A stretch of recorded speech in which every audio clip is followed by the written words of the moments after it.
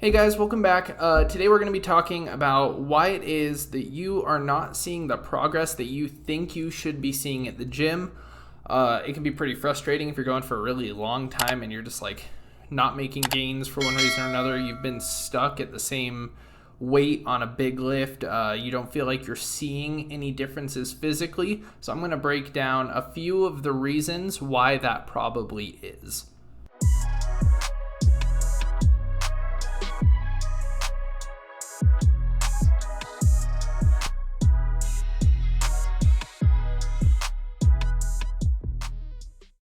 All right, so reason number one, and this is going to be a massive reason for a ton of people, and it's going to sound super obvious, you aren't training hard enough.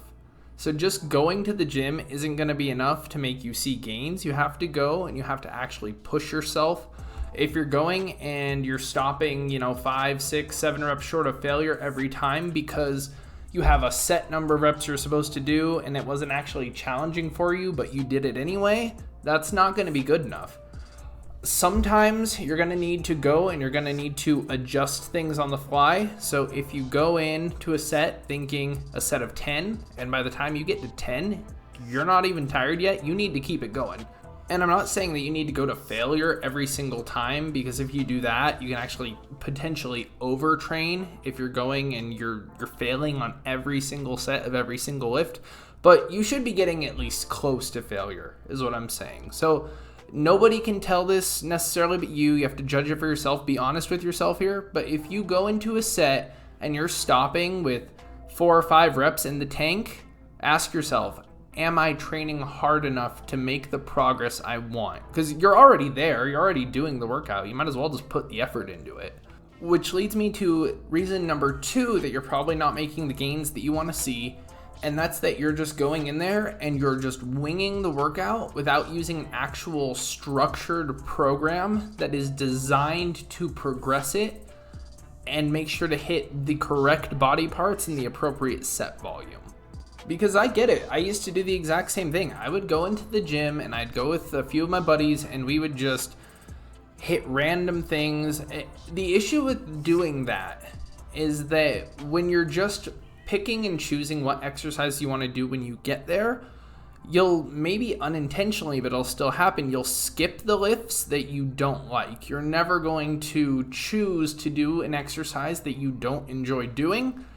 The issue with that, though, is that sometimes those lifts that you don't necessarily like doing, maybe because they suck really bad, are the ones that are going to help make the most progress for you. So using a structured program is going to guarantee that you're not skipping a workout just because you don't like doing it. And that kind of ties in with reason number 3, which is that you're not progressing your training properly. Now, this might be because you don't have a workout program, but sometimes even if you do have a workout program, you'll not do it correctly.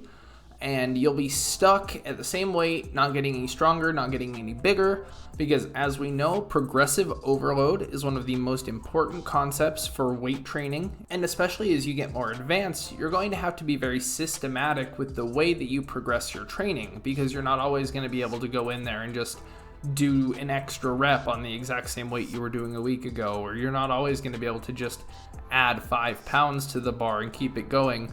So having a structured approach to your progressive overload is going to make a massive difference on how fast you're making progress. And of course, we don't want to just focus on what you're doing at the gym, because as we all know, what you're doing outside of the gym is just as important, particularly on the nutrition side of things. So we know that you need protein, obviously, to build muscle. You need a few things. You need positive nitrogen balance from protein intake. You need water, and then you need energy, and then you need your training stimulus. So focusing on the protein side of things, if you're not eating enough protein in your diet, which is going to be fairly different for everyone, I tend to shoot for 1 gram per pound of body weight should be more than enough protein for anybody to maximize muscle protein synthesis.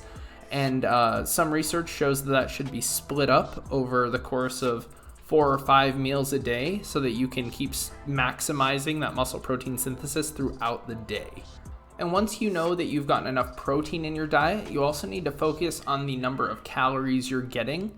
As I just mentioned, energy is a requirement of building muscle.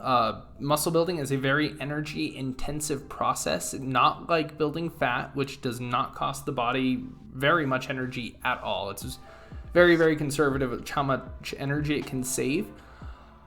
So when you're looking at your calorie intake, you don't necessarily need to be in a calorie surplus to build muscle if you have a lot of stored energy in the form of body fat. But the leaner you get, the more difficult it's going to be to build muscle in a calorie deficit. So you want to make sure to get closer and closer to maintenance, if not even in a small calorie surplus when you're very, very lean. Otherwise, you're not going to be able to build muscle. And then the last reason I want to talk about that you aren't making the progress that you want to see in the gym is that you're not recovering properly. So that kind of comes down to a lot of the things I've been saying about you want to make sure you're training hard enough, but not too hard. You want to make sure that you're not overdoing the training volume, which is where the structured program can come into play. And then you want to make sure you're getting enough calories and enough protein to properly recover. And then also you need to make sure that you're sleeping for long enough and getting high quality sleep. So if you're one of those people who only gets like 4 to 5 hours of sleep a night, and then you're in and out of sleep, getting up, going to the bathroom, just a very light sleeper, the smallest thing wakes you up, just focusing on the quality of sleep you get and getting into a natural rhythm, fixing your circadian rhythm if you're not going to bed around the same time and waking up around the same time every day. Getting that higher quality sleep can make a huge difference to your recovery with your training. Well, that's going to do it for this one, but now you know why it is you aren't making the progress that you should be making at the gym. Don't just forget you heard these things. Go figure out what it is that's affecting you and actually go out and fix it. Thanks for watching. Go ahead, hit that subscribe button, like the video, make sure notifications are turned on, check out a few of my other video series that I finished up, and I will see you next time.